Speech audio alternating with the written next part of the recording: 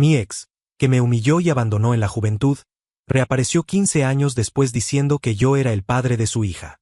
Me exigió pensión retroactiva. Se puso pálida cuando el juez abrió el ADN. Patricia fue mi primer amor. El tipo de amor que te marca, que te hace creer en cuentos de hadas y finales felices. Teníamos 19 años cuando estuvimos juntos en Cádiz, y yo estaba completamente enamorado de ella. Trabajaba en el puerto, cargando cajas, haciendo trabajos pesados que destrozaban la espalda. No ganaba mucho, pero era trabajo honesto. Soñaba con ahorrar para montar mi propio negocio algún día. Patricia decía que me amaba, que no le importaba que no tuviéramos lujos, que estar juntos era suficiente. Mentía. Cuando apareció Sebastián, un tipo de 35 años con Mercedes y trajes caros, Patricia cambió de la noche a la mañana. De repente, mi trabajo no era suficientemente bueno. Mis sueños eran demasiado pequeños. Yo no era suficiente. La noche que me dejó fue en una fiesta, frente a todos nuestros amigos. Patricia se puso de pie con Sebastián detrás de ella como un trofeo y dijo: Iván, esto ya no funciona. Merezco algo mejor. Alguien con verdadero futuro. Tú nunca vas a llegar a nada. Las risas de algunos en la sala todavía las escucho. Patricia se fue esa noche con Sebastián, dejándome ahí parado mientras todos me miraban con lástima. Pero no terminó ahí. Durante meses, Patricia se aseguró de que yo los viera juntos. Restaurantes caros, ropa nueva, viajes. Y cada vez que nos cruzábamos, tenía un comentario preparado. Qué pena que algunos no sepan aprovechar oportunidades, decía cuando pasaba cerca. Menos mal que elegí a tiempo a alguien con potencial real. Me destruyó durante meses. Pero eventualmente, ese dolor se convirtió en determinación. Trabajé el doble, ahorré obsesivamente, construí algo. 5 años después tenía mi propio negocio de importación. No era rico, pero estaba bien, independiente. Patricia desapareció de mi vida. Escuché que Sebastián no era tan exitoso como aparentaba, que la había dejado. No me importó. Ella era parte de un pasado cerrado. Hasta hace 6 meses. Estaba en un café del centro cuando la vi. Seguía siendo atractiva, aunque con algunas arrugas que no recordaba. Cuando nuestras miradas se cruzaron, sonrió. Una sonrisa tímida, vulnerable. Se acercó. Iván. ¿Cuánto tiempo? Patricia. ¿Puedo sentarme? Debí haber dicho que no. Pero acepté. Durante la siguiente media hora, Patricia actuó perfectamente. Estaba arrepentida. Había sido inmadura. Sebastián había sido un fraude. Había pasado años difíciles. Siempre se preguntaba qué hubiera pasado si no hubiera cometido ese error. Fuiste el único que realmente me amó, dijo con ojos húmedos. Y lo arruiné todo. Debí haberme ido. Pero esa parte idiota que nunca supera su primer amor quiso creer que la gente cambia. Patricia siguió apareciendo. Mensajes casuales, cafés, encuentros casuales. Y yo, como el tonto que era cuando se trataba de ella, correspondí. Retomamos algo parecido a una relación. Mantuve mis guardias altas al principio, pero gradualmente caí. Durante 3 meses, todo fue bien. Cenas, paseos, conversaciones. Patricia parecía genuinamente interesada en mi vida, en mi negocio. Empecé a considerar algo serio con ella. Entonces todo cambió. Patricia me pidió vernos en un parque. Dijo que tenía algo importante que decirme. Cuando llegué, no estaba sola. Había una adolescente con ella, unos 15 años, cabello oscuro, ojos nerviosos. Iván, dijo Patricia con voz temblorosa. Ella es Lucía. Mi hija. No sabía que tenías una hija, dije, intentando ser cortés. Mucho gusto, Lucía. La chica apenas me miró. Patricia respiró profundo. Iván, hay algo que necesitas saber. Lucía nació 9 meses después de que terminamos. Mi cerebro tardó en procesarlo. ¿Qué estás diciendo?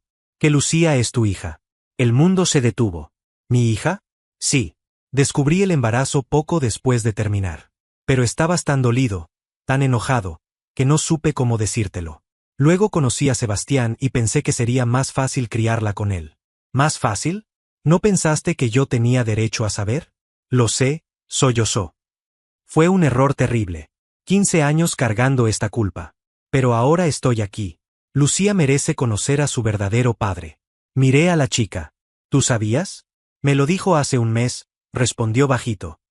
Siempre pensé que Sebastián era mi padre. No podía respirar bien. 15 años. Una hija que nunca conocí, que creció con otro como padre. Necesito tiempo, dije. Lo entiendo. Patricia se secó las lágrimas. Pero por favor, no le des la espalda a Lucía. Esa frase me golpeó exactamente donde pretendía. Los días siguientes fueron un caos mental. ¿Era realmente el padre? Las fechas parecían coincidir, más o menos. Aunque algo no cuadraba completamente. Le pregunté a Patricia sobre fechas específicas. Han pasado 15 años, Iván. No recuerdo fechas exactas. Lo que importa es que Lucía es tuya y necesita que estés presente. Decidí intentarlo. Empecé a ver a Lucía. Salidas incómodas, conversaciones forzadas. La chica era dulce, tímida, confundida. Yo me sentía un fraude. Y entonces empezaron las peticiones. Lucía necesita ropa para la escuela, dijo Patricia.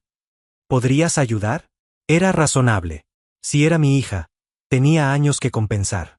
Le di dinero. Su cumpleaños es pronto. Tal vez un regalo especial. Las chicas de su edad quieren cosas caras. De nuevo, accedí. Pero siguieron llegando más. Computadora nueva. Clases particulares. Ortodoncia. Viaje de estudios. La lista nunca terminaba. Es tu hija, Iván. Una hija es para siempre. No puedes estar presente solo cuando te conviene. Cada vez que dudaba, Patricia sacaba la culpa. ¿Sabes cómo se siente Lucía sabiendo que estuviste ausente 15 años? Si realmente te importa, lo demuestras con acciones. Pagaba cada vez. Porque no quería ser el padre ausente que ella pintaba. Pero las dudas crecían. Las fechas seguían sin cuadrar bien. Patricia se ponía nerviosa con preguntas específicas. Y había algo en cómo me miraba cuando entregaba dinero. Una satisfacción fría. Las peticiones se volvieron más grandes, más frecuentes. De 500 euros pasamos a 1000, luego 2000. Siempre con la misma justificación: es tu hija. Es tu responsabilidad. Empecé a sentir que algo no estaba bien. Que las fechas no cuadraban. Que Patricia evitaba ciertos temas. Que esta historia perfecta tenía demasiados huecos. Pero cada vez que intentaba cuestionar algo, ella me recordaba la culpa de 15 años de ausencia. Hasta que hace 2 semanas llegó lo inevitable. Fui al apartamento de Patricia para recoger a Lucía. Patricia me esperaba en la puerta con un sobre en la mano. Toma, dijo, su tono diferente. Más frío. ¿Qué es? Ábrelo. Dentro había documentos legales. Demanda de pensión alimenticia. Retroactiva. 15 años. ¿Me estás demandando? Tienes obligaciones legales con Lucía, dijo Patricia cruzando los brazos. Estuviste ausente 15 años. Es justo que pagues lo que debes. Pero yo no sabía que existía. Tú nunca. Eso no importa legalmente. Eres el padre. Mi abogado dice que puedo exigir entre 80 y 100.000 euros retroactivos, más pagos mensuales. Me quedé mirando los papeles. Así que de esto se trataba. El arrepentimiento, la reconciliación, todo. Para llegar a esto, estoy protegiendo los derechos de mi hija. Tu hija, dices. Porque ahí está el problema, Patricia. Las fechas no cuadran bien. Te pones nerviosa cuando pregunto detalles. Y casualmente regresas justo cuando tienes una adolescente y descubres que ahora tengo un negocio exitoso. Patricia palideció ligeramente. ¿Estás inventando? ¿Sí? Pues vamos a ver qué dice tu abogado. Y el mío. Ya presenté la demanda, dijo ella. Recibirás la citación en días. Puedes aceptarlo y llegamos a un acuerdo, o vamos a tribunal. Tú decides. Pero vas a pagar, Iván. De una forma u otra. Me guardé los documentos. Ya veremos, dije, y salí. En el coche, sentado con los documentos en las manos, todo cobró sentido. Patricia nunca había vuelto por arrepentimiento. Había vuelto porque necesitaba dinero. La historia de Lucía, las peticiones crecientes, la demanda. Todo había sido calculado desde el principio. Y lo peor era que casi me había dejado convencer. Casi había aceptado ser el padre ausente culpable que ella pintaba. Pero había demasiadas inconsistencias. Demasiadas cosas que no cuadraban. Y si Patricia estaba mintiendo sobre algo tan fundamental como la paternidad de esa niña, entonces no solo era una manipuladora. Era algo mucho peor. Arranqué el coche y conduje directo a buscar al mejor abogado especialista en casos de familia que pudiera encontrar. Porque si Patricia quería jugar esto en tribunal, íbamos a jugarlo. Pero esta vez, Yo no iba a ser la víctima. Esta vez, iba a descubrir la verdad. Y si Patricia me estaba mintiendo, si todo esto era una estafa elaborada, entonces ella iba a pagar por intentar destruirme 2 veces en la vida. Una vez con humillación pública cuando éramos jóvenes. Y ahora con una mentira que podía arruinarme financieramente. Pero esta vez yo no era el chico ingenuo del puerto. Era un hombre que había construido algo por su cuenta. Y no iba a dejar que nadie, ni siquiera mi primer amor, me quitara lo que había trabajado tanto para conseguir. La guerra apenas comenzaba. Y esta vez, yo estaba preparado. La citación oficial llegó 3 días después. Demanda de pensión alimenticia retroactiva por un monto de 95.000 euros, más pagos mensuales de 1.200 euros a partir de la fecha de la sentencia. El documento legal era grueso, lleno de términos legales que básicamente decían lo mismo. Patricia me acusaba de haber abandonado a mi supuesta hija durante 15 años y ahora exigía que pagara. Lo leí completo esa noche, cada palabra alimentando la rabia que crecía en mi pecho. Patricia no solo estaba mintiendo, estaba construyendo una narrativa completa donde yo era el villano. Según su versión, ella me había informado del embarazo y yo había huido de mis responsabilidades. Decía que había intentado contactarme múltiples veces durante los años, que yo la había ignorado deliberadamente. Todo mentiras. Mentiras elaboradas y documentadas en papel oficial. Al día siguiente contraté a Rodrigo Medina, el mejor abogado especializado en casos de familia de Cádiz. Le conté toda la historia sin omitir nada. La humillación del pasado, la reaparición repentina de Patricia, las inconsistencias en las fechas, las peticiones crecientes de dinero. Rodrigo escuchó todo con expresión seria, tomando notas ocasionales. Las fechas que mencionas son problemáticas, dijo cuando terminé. Si realmente terminaron en febrero y ella dice que la niña nació en noviembre, el embarazo no cuadra contigo. A menos que hubieran tenido contacto después de la ruptura oficial. No lo tuvimos. 0 contacto. Ella se fue con Sebastián y yo nunca más la vi hasta hace 6 meses. Entonces tenemos un caso. Pero necesitamos pruebas concretas. Necesitamos una prueba de paternidad. ¿Puedo exigirla? No solo puedes, debes. En casos de demanda de pensión retroactiva, tienes todo el derecho de solicitar confirmación de paternidad antes de aceptar cualquier responsabilidad financiera. Vamos a contrademandar exigiendo prueba de ADN obligatoria. ¿Y si ella se niega? No puede negarse si el juez lo ordena. Y créeme, lo ordenará. Las inconsistencias que mencionas son suficientes para que cualquier juez razonable exija confirmación científica. Salí de esa oficina sintiéndome mejor de lo que me había sentido en semanas. Finalmente tenía un plan. Finalmente iba a descubrir la verdad. Pero antes de que pudiéramos presentar la contrademanda, el caso se volvió público. No sé cómo, pero la noticia de la demanda llegó a oídos de conocidos mutuos. Probablemente Patricia misma se encargó de esparcir su versión de los hechos. De repente, todo Cádiz parecía saber que Iván Morales había abandonado a su hija durante 15 años y ahora la madre lo estaba demandando. Los mensajes se empezaron a llegar. Algunos amigos preguntando si era verdad. Otros, menos amigos, dejando comentarios en redes sociales sobre hombres que huyen de sus responsabilidades. Incluso recibí un mensaje de mi tía preguntándome cómo había podido hacer algo así. La humillación pública había comenzado. Otra vez. Patricia había logrado, una vez más, convertirme en el villano de la historia frente a todos. Pero esta vez yo no era el chico de 19 años que se quedaba callado mientras lo destrozaban. Esta vez tenía recursos, tenía un abogado, y tenía la verdad de mi lado. Rodrigo presentó la contrademanda una semana después. Exigíamos prueba de paternidad obligatoria antes de cualquier discusión sobre pensión. El documento era claro. Yo negaba ser el padre biológico de Lucía y no aceptaría ninguna responsabilidad financiera hasta que se probara científicamente el parentesco. La reacción de Patricia fue inmediata. Me llamó esa misma tarde, su voz histérica. ¿Cómo te atreves? Prueba de paternidad. Es un insulto. Es sentido común, respondí fríamente. Quieres que pague casi 100.000 euros por una niña que según tú es mía, pero las fechas no cuadran. Así que vamos a confirmarlo científicamente. Las fechas sí cuadran. Estás inventando excusas.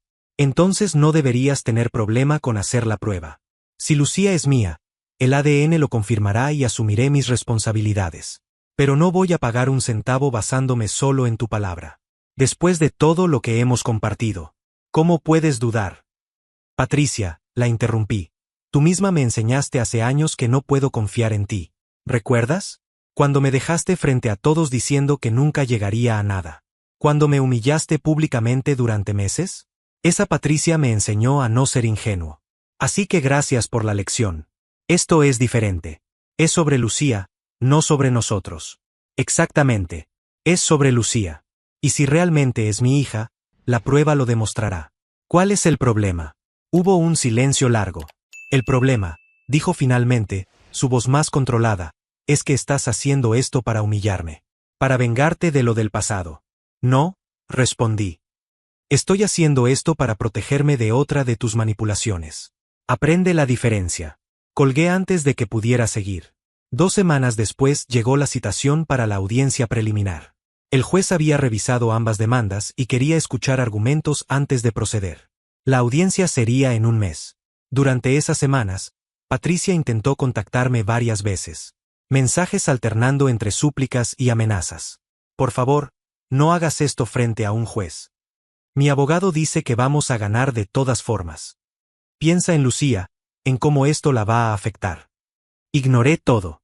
Ya había tomado mi decisión. La mañana de la audiencia, llegué temprano al juzgado con Rodrigo. El edificio estaba lleno como siempre, gente esperando para diversos casos. Subimos a la sala asignada y nos sentamos a esperar. Patricia llegó 10 minutos después con su abogado, un hombre de unos 50 años con traje gastado y maletín viejo. Y venía acompañada de Lucía. La chica se veía miserable, con los ojos rojos como si hubiera llorado toda la mañana. Me sentí mal por ella. Lucía era una víctima en todo esto, fuera o no mi hija. Pero Patricia la había traído como estrategia, para hacerme sentir culpable, para mostrarle al juez la niña abandonada. No iba a funcionar. Cuando nos llamaron, entramos a la sala. El juez era un hombre mayor, de unos 60 años, con expresión seria y cansada de alguien que ha visto demasiados casos familiares sucios. Bien, dijo después de revisar los documentos. Tenemos aquí una demanda de pensión alimenticia retroactiva y una contrademanda exigiendo prueba de paternidad. Señora Patricia, su demanda alega que el señor Iván es el padre biológico de su hija Lucía y que ha evadido sus responsabilidades durante 15 años. ¿Es correcto? Sí, señoría, respondió Patricia, su voz firme pero con un temblor apenas perceptible. ¿Y usted informó al señor Iván sobre el embarazo en su momento? Intenté hacerlo, señoría.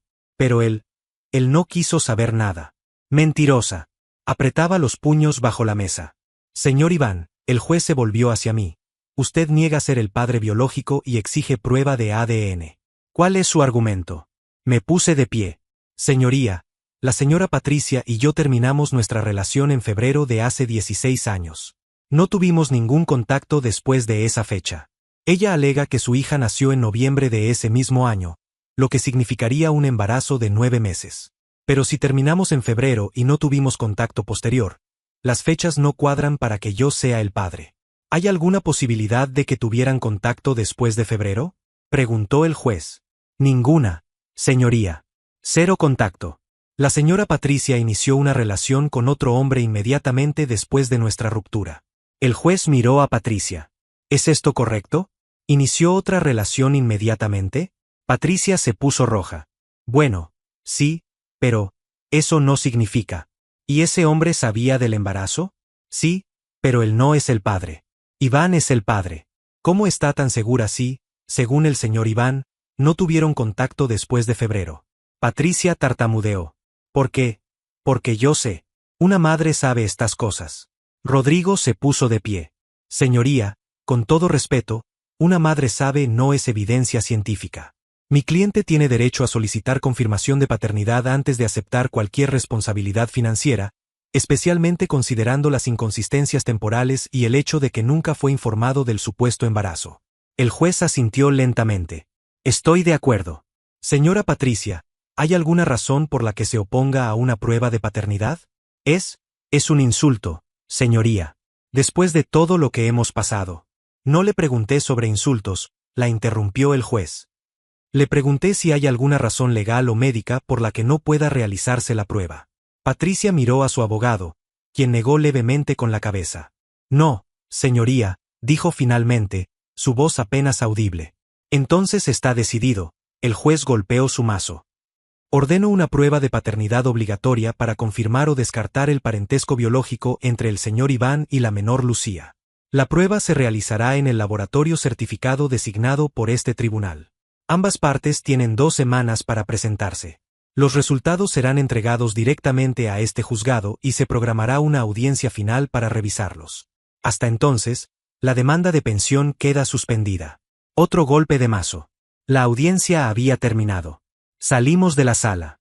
Patricia me alcanzó en el pasillo, su cara descompuesta. Iván, por favor. No tienes que hacer esto. Podemos llegar a un acuerdo privado. Ya no hay acuerdos privados, Patricia. Esto va a resolverse legalmente. Con ciencia. Con hechos. Pero Lucía, piensa en ella. Yo estoy pensando en ella, dije. Porque si no soy su padre, entonces le has mentido durante un mes haciéndola creer que soy su papá.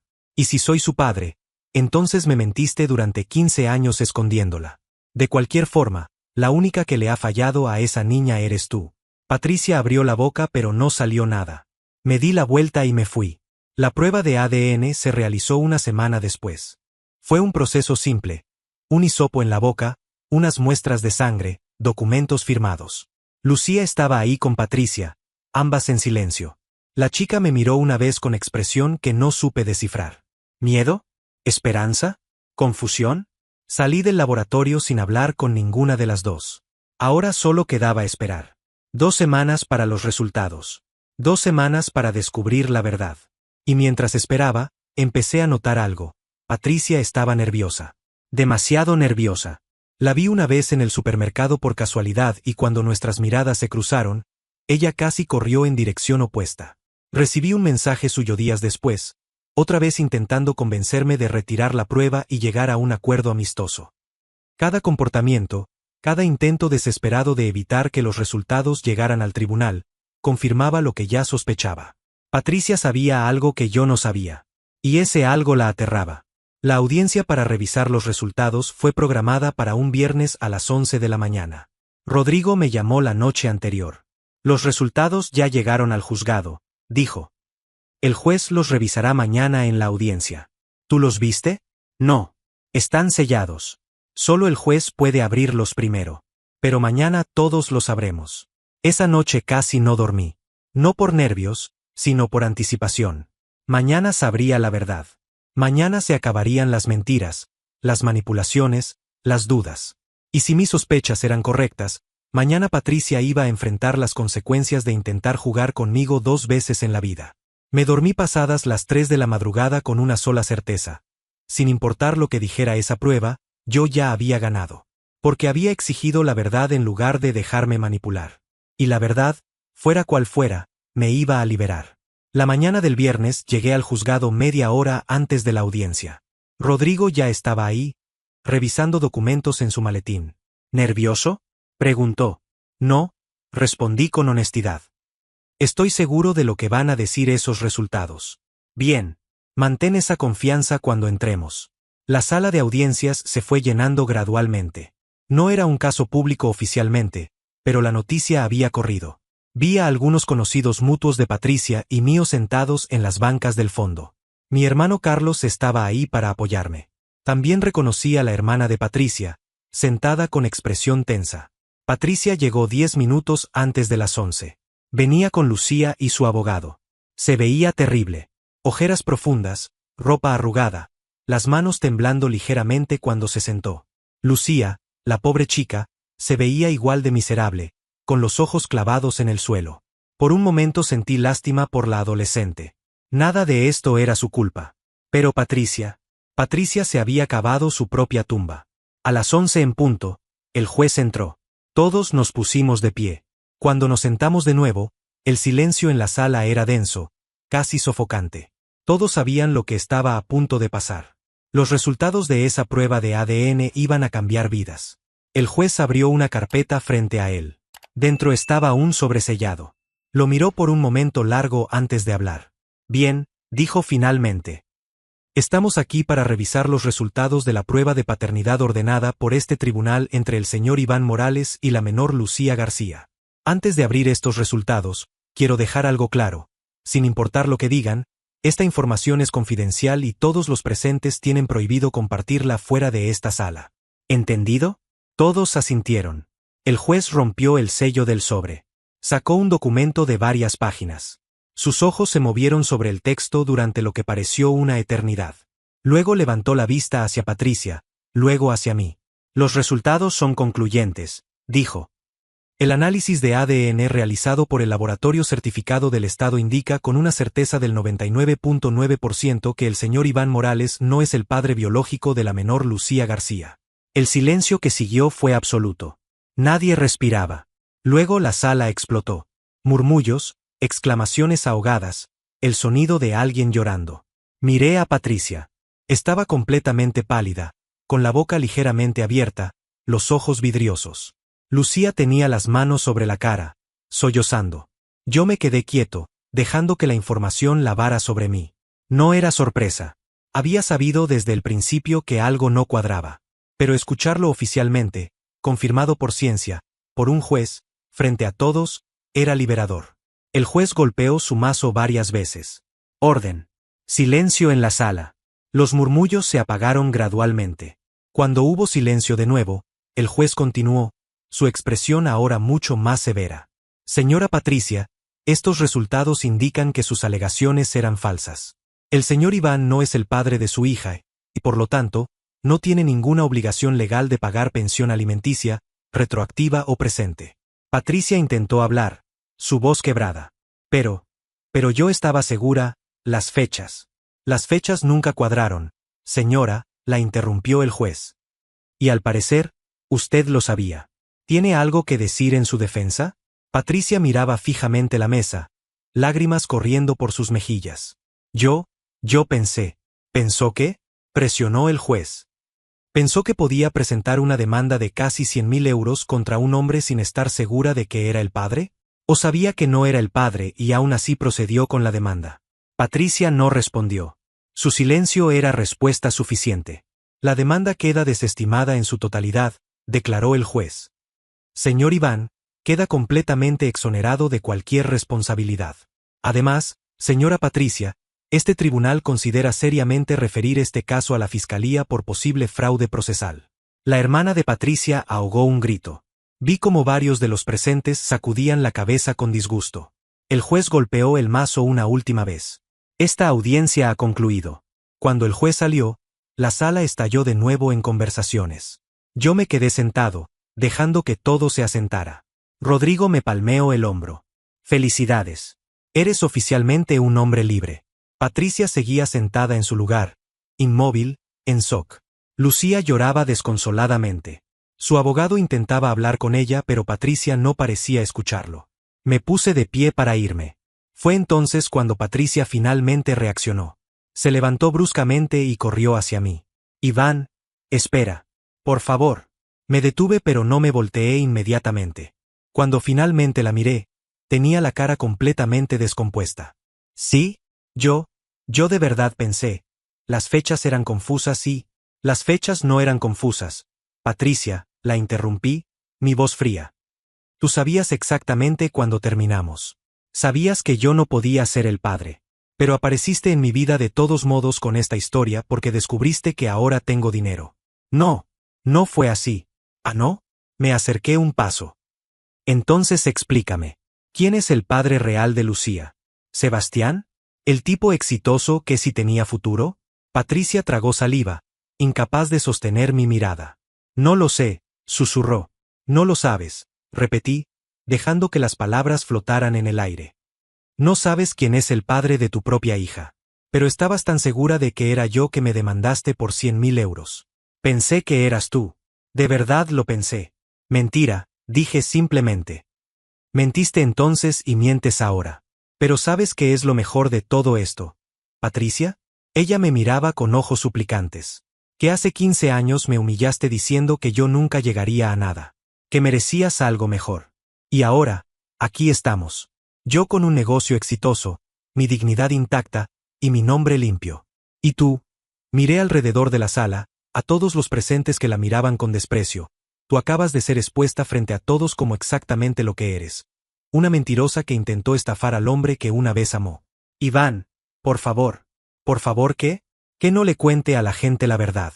Tranquila, Patricia. No necesito contarle nada a nadie. Todos estuvieron aquí. Todos escucharon. Todos vieron tu cara cuando el juez leyó los resultados. Me di la vuelta para irme, pero me detuve. Y Patricia, sobre lo de merecer algo mejor, la miré por encima del hombro. Al final parece que yo sí llegué a algo. ¿Tú? Bueno, al menos ahora todos sabemos que tan bajo estabas dispuesta a caer. Salí de la sala sin mirar atrás. Detrás de mí escuché a Patricia sollozar, pero no me detuve. Afuera del juzgado, mi hermano Carlos me esperaba con una sonrisa enorme. Hermano, eso estuvo, guau. Solo dije la verdad. La verdad puede doler. Y vaya que le dolió a ella. Tenía razón, pero no sentía culpa. Patricia había intentado arruinarme 2 veces en la vida. Esta vez, ella era quien quedaba arruinada. Los días siguientes fueron reveladores. La noticia se esparció por Cádiz como fuego. Todos los que habían estado murmurando sobre Iván el padre irresponsable ahora hablaban sobre Patricia la estafadora. Los mensajes que recibí cambiaron completamente de tono. Disculpas, felicitaciones por mantenerme firme, comentarios sobre lo manipuladora que había sido ella. La familia de Patricia fue la primera en reaccionar. Su hermana publicó en redes sociales que estaba avergonzada y decepcionada por las acciones de Patricia. Sus padres, personas mayores y muy religiosas, aparentemente le dejaron de hablar. Un primo me escribió disculpándose por haber creído la historia de Patricia sin cuestionarla. En cuanto a los amigos, los pocos que le quedaban, la mayoría cortó contacto. Nadie quiere estar asociado con alguien que intentó estafar a su ex con una mentira de paternidad falsa. Es el tipo de comportamiento que te convierte en paria social. El trabajo de Patricia también se vio afectado. Trabajaba en una tienda de ropa en el centro, y cuando la dueña se enteró del escándalo, le pidió que no volviera. No quiero ese tipo de drama asociado con mi negocio, le dijo según me contó alguien que lo presenció. Pero lo peor fue lo que pasó con Lucía. La pobre chica, que ya había perdido a Sebastián como figura paterna y luego brevemente había creído que yo era su padre, ahora no tenía a nadie. Y según escuché, empezó a cuestionar todo lo que su madre le había dicho durante años. ¿Quién era realmente su padre? ¿Por qué su madre no lo sabía? ¿Cuántas otras mentiras le había contado? La relación entre Patricia y su hija se fracturó. Lucía empezó a pasar más tiempo con su tía, la hermana de Patricia, quien al parecer había ofrecido un ambiente más estable. Patricia intentó recuperar la confianza de su hija, pero el daño estaba hecho. En cuanto a mí, recibí 3 intentos de Patricia de contactarme en las semanas siguientes. Mensajes largos, emails, incluso una carta física entregada en mi oficina. Todos decían básicamente lo mismo, que lo sentía, que había cometido un error terrible, que si podíamos al menos hablar. Ignoré todo. Bloqueé su número, puse sus emails en spam, tiré la carta sin abrirla. No había nada que decir. No había reconciliación posible.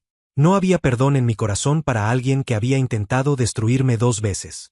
Un mes después del juicio, vi a Patricia por casualidad en un café. Estaba sola, tomando un café barato, mirando al vacío. Se veía demacrada, con ropa que había visto mejores días. Cuando nuestras miradas se cruzaron, vi algo en sus ojos. ¿Vergüenza? ¿Remordimiento? No lo sé y no me importa.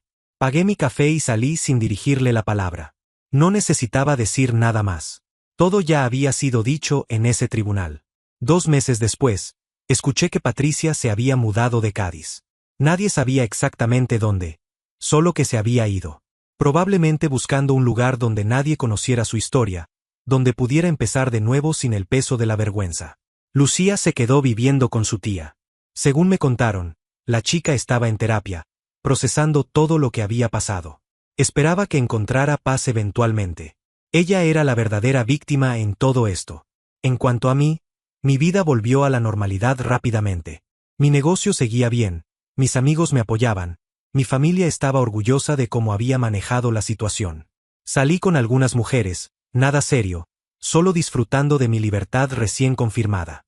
Y por las noches, cuando estaba solo en mi apartamento, pensaba en todo lo que había pasado. En cómo Patricia había intentado jugar conmigo 2 veces. En cómo la primera vez me había destruido porque yo era joven e ingenuo. En cómo la segunda vez había fracasado porque yo ya no era ese chico. Había una satisfacción profunda en eso. No era venganza, era justicia. Era el universo finalmente balanceando las cosas. Era yo, finalmente, poniéndome de pie y diciendo no más. Patricia me había enseñado, hace tantos años, que yo nunca llegaría a nada. Que ella merecía algo mejor. Al final, resultó que yo sí llegué a algo. A ser un hombre que no se deja manipular. Y ella terminó exactamente donde merecía estar. Sola, expuesta, enfrentando las consecuencias de sus mentiras. A veces, muy tarde en la noche, me preguntaba si Patricia pensaba en mí. Si se arrepentía no solo de la mentira reciente, sino de haberme dejado hace tantos años. Si se daba cuenta de que el chico que humilló públicamente había resultado ser más hombre que cualquiera de los exitosos con los que había estado. Probablemente sí. Probablemente se arrepentía de todo. Pero su arrepentimiento no era mi problema. Ya no. Yo estaba libre. Libre de sus mentiras, libre de su manipulación, libre del peso de una responsabilidad que nunca fue mía. Y esa libertad valía más que cualquier disculpa que Patricia pudiera ofrecer. Cerré ese capítulo de mi vida para siempre. Patricia era ahora solo una historia que a veces contaba cuando alguien preguntaba por qué era tan cuidadoso con las relaciones. Una lección sobre manipulación, mentiras, y la importancia de confiar en los hechos más que en las palabras.